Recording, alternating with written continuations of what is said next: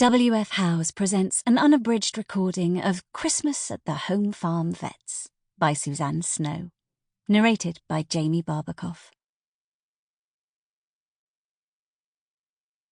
To Jen, with love.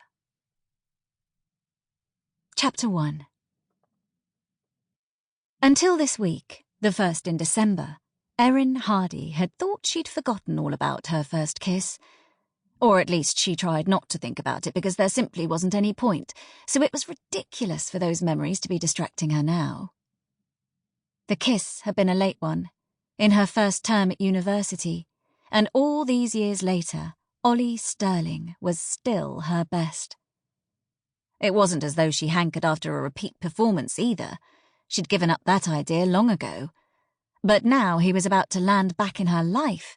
She couldn't get... Ow!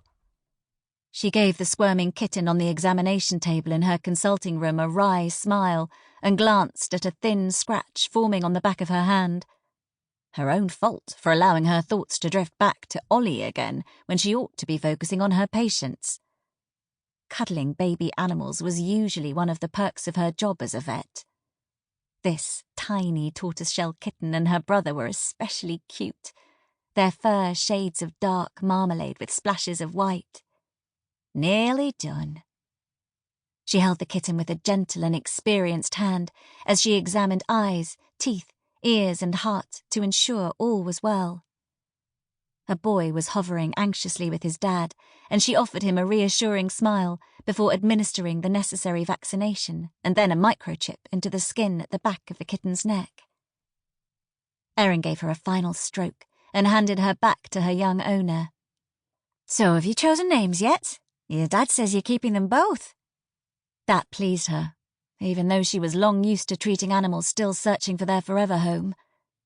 After qualifying 7 years ago, she'd spent a year in private practice before 6 months in a temporary role for an animal charity, and she'd found it heartbreaking to treat pets without a loving family of their own.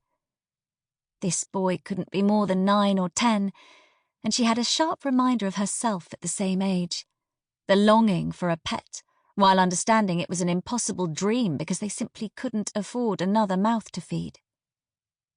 She and her mum had moved in with her grandparents when Erin was 5, after their father had abandoned them for the dubious prospect of an acting career once he'd tired of family life and an ordinary job. She adored her family, and even though her nan and granddad bickered constantly, they still couldn't bear to be without each other after 55 years of marriage. Sample complete. Ready to continue?